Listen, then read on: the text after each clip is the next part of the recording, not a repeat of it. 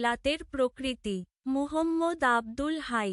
বৃষ্টি নেশাভরা লন্ডনের সন্ধ্যাবেলায় ছোট্ট ঘরটিতে বসে জানালার ফাঁক দিয়ে আকাশের দিকে চেয়ে আছি। যতদূর চোখ যায় শুধু দেখছি লন্ডনের বাড়িঘরগুলোর চিমনি থেকে ধোঁয়া বেরুচ্ছে। ধোঁয়ায় আর মেঘে ঢাকা লন্ডন পাথরের মতো বুকের ওপর চেপে বসেছে। মনে মনে ফিরে গেলাম ৮,০০০ মাইল দূরে। রাজশাহীর যে বাসাটায় আমার পরিজনেরা বাস করছে সেখানে। ওখানে হয়তো এরও চেয়ে ঘন কালো মেঘ করেছে। বাংলাদেশের আষাঢ়ের মেঘ যেমন গম্ভীর তেমনি কালো। হয়তো নেমেছে ঘন বর্ষা। অবিরল ধারাবর্ষণের মধুর রোল গানের অনুরণনের মতো কেঁপে কেঁপে তাদের হয়তো নিদ্রা কাতর করে দিয়েছে। মা, মাতৃভাষা আর মাতৃভূমির মতো আর কিছু কি এমন মিষ্টি আছে?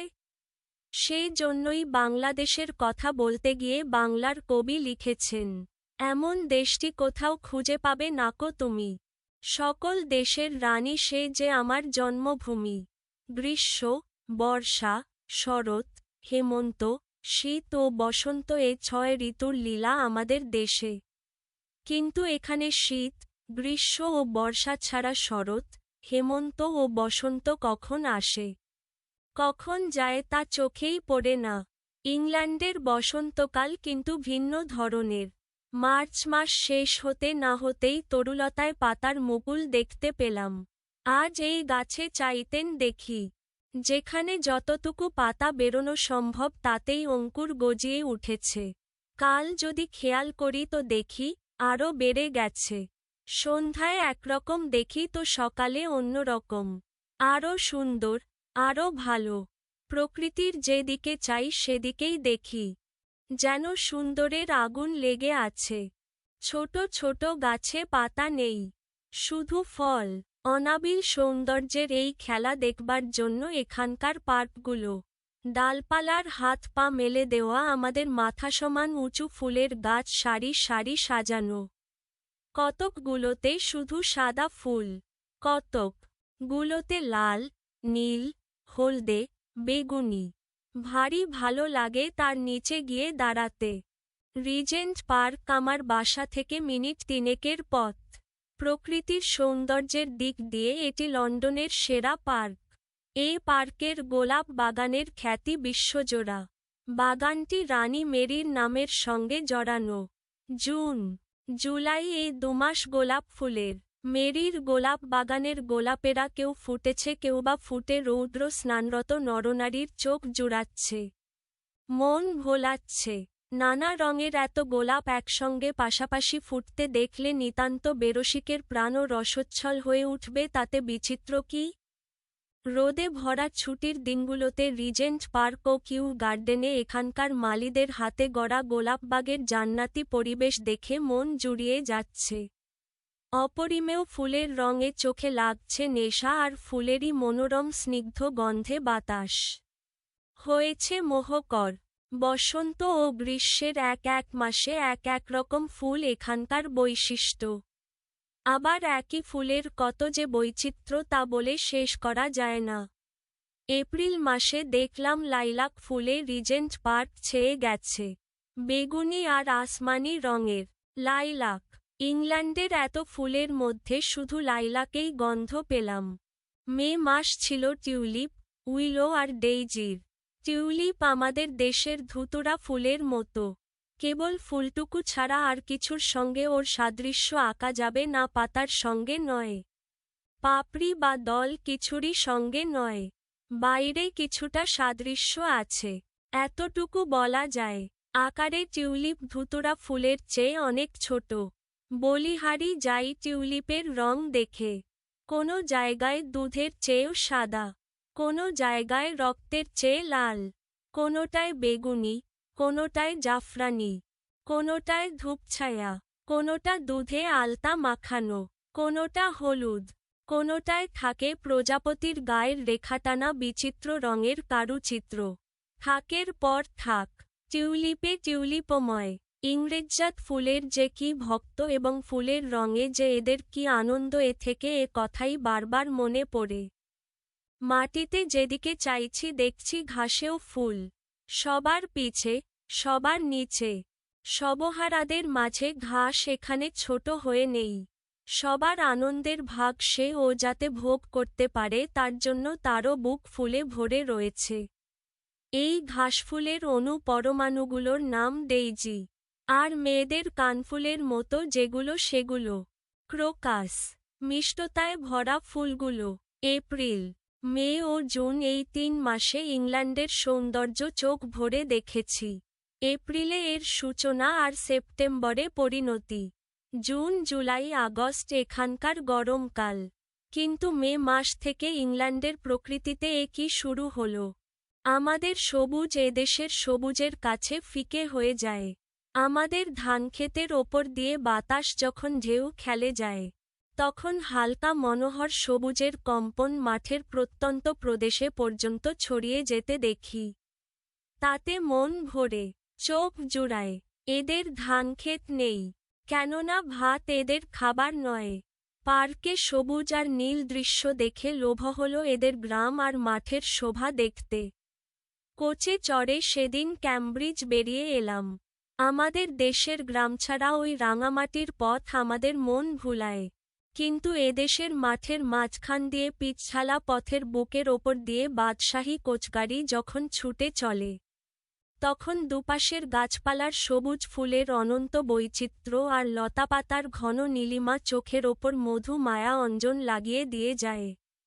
দিগন্ত বিস্তৃত মাঠ, খাড়া উঁচু, সোজা নিচু বা একটানা সমতল নয়। তাতে কোথাও বাজরার ক্ষেত, কোথাও সরিষার ফুলের মতো সারা মাঠ ছড়ানো ফিকে আর গাঢ় হলুদের বিছানা পাতা।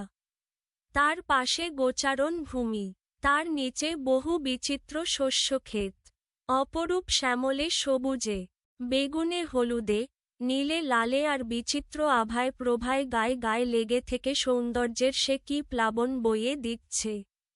প্রকৃতির এত রূপ, এত নিটোল স্বাস্থ্য। মে জুনের ইংল্যান্ড না দেখলে কখনো কি তা বিশ্বাস করা যায়? সে যা হোক, সূর্যের স্নিগ্ধ রোদে কদিন থেকে সারা ইংল্যান্ড বিধৌত হচ্ছে। এই মাসটা ধরেই দেখছি প্রতি শনি রবিবারে সকাল থেকে সন্ধ্যা পর্যন্ত বাড়ির কর্তা গিন্নি থেকে আরম্ভ করে ছোট কচি বাচ্চারা পর্যন্ত পার্কে এসে রোদ পোহাচ্ছে। রোদ স্বাস্থ্যের জন্য অতি প্রয়োজনীয়। সূর্য যখন এতকালের কৃপণতার পর মাসখানেক ধরে অকৃপণভাবে আলো দিতে লেগেছে, তখন তার কিরন্ত মন প্রাণ ভরে পান করা চাই। প্রকৃতিতে যখন এমন সৌন্দর্যের সমারোহ, বিচিত্র রঙে যখন সারা ইংল্যান্ড রাঙা হয়ে উঠল, সবুজে নীলে মিতালি পাতানো যখন স্বদেশীদের তো বটেই, আমাদের মতো বিদেশিদের মনেও এদেশকে ভালোবাসার নেশা জাগাল। তাই বুঝি ইংল্যান্ডে এত পার্ক, এত ফুল, এত বিশ্রামকুঞ্জ, আর গ্রীষ্মকালকে কেন্দ্র করে জীবনের এত আয়োজন। ইংল্যান্ডের গ্রীষ্মকালের খ্যাতি দুনিয়াজোড়া। শীতের মতো শুষ্ক বলে নয়, স্নিগ্ধ রোদে ভরা মধুর বলে। লেখক পরিচিতি মুহম্মদ আবদুল হাই 1919 খ্রিস্টাব্দে ভারতের পশ্চিমবঙ্গের মুর্শিদাবাদে জন্মগ্রহণ করেন। তিনি একজন ভাষাবিদ, শিক্ষাবিদ ও সাহিত্যিক।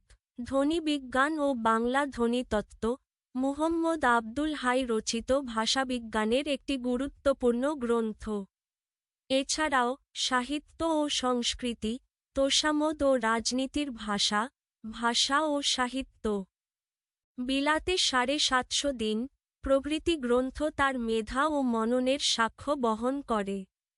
প্রবন্ধ ও গবেষণামূলক গ্রন্থের জন্য তিনি বাংলা একাডেমি পুরস্কার লাভ করেন। 1969 খ্রিস্টাব্দে ঢাকায় তিনি মৃত্যুবরণ করেন। পাঠ পরিচিতি ও মূলভাব।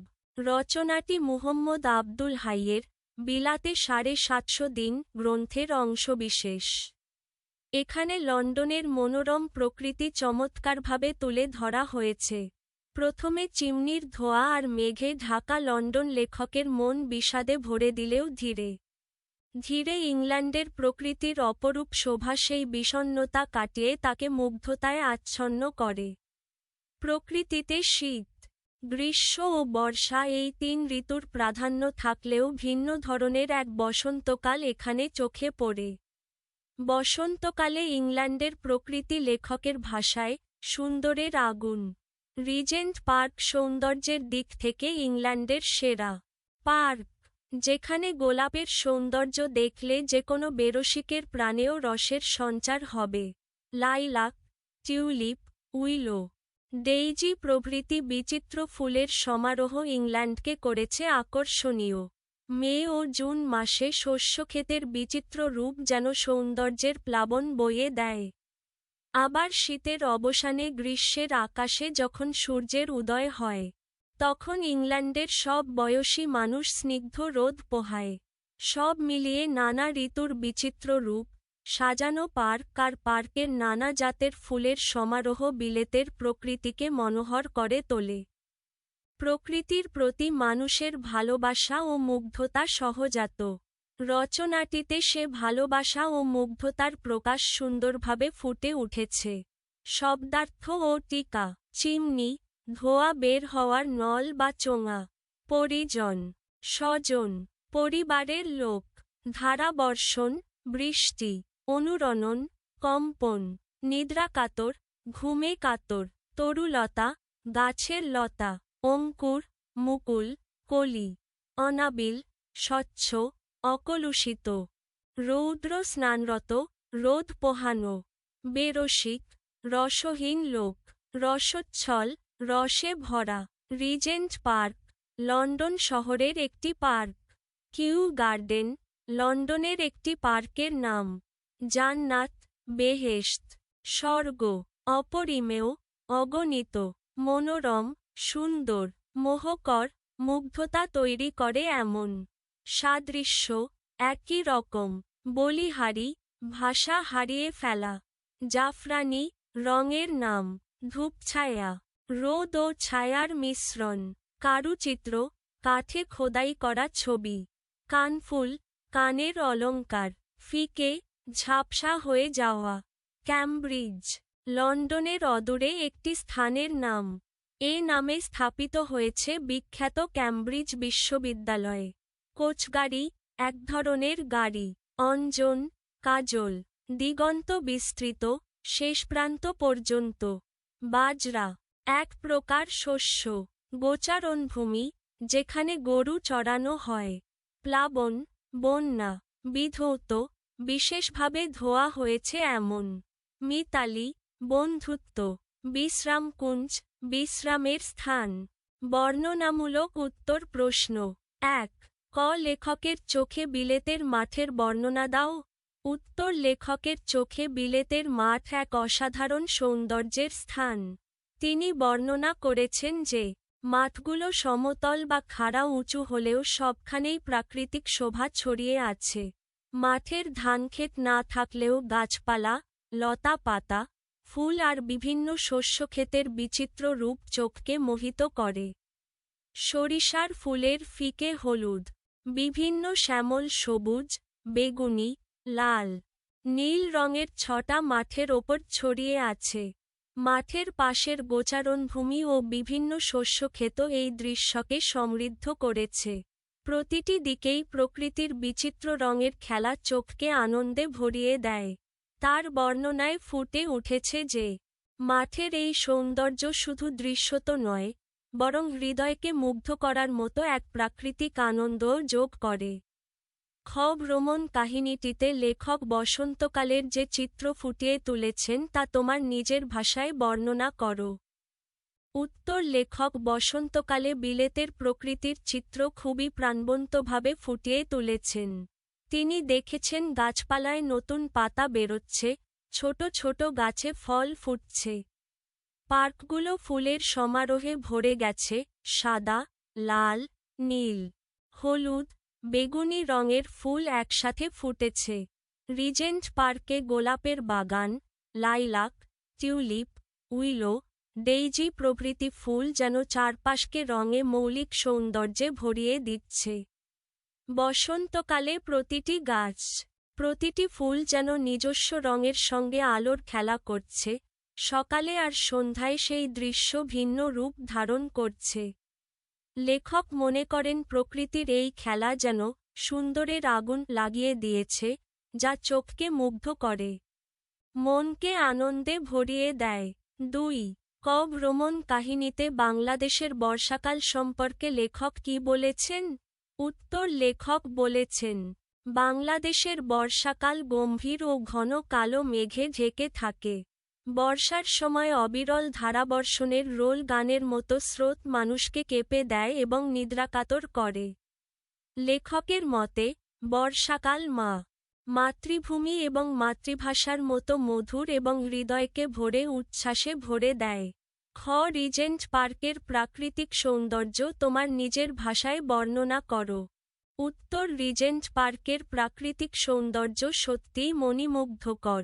পার্কের প্রতিটি কোণায় ফুলের সমারোহ দেখা যায়, লাল, সাদা, নীল, হলুদ, বেগুনি রঙের গোলাপ, লাইলাক, টিউলিপ, ডেইজি প্রভৃতি ফুল চারপাশকে রঙে ভরিয়ে দিয়েছে।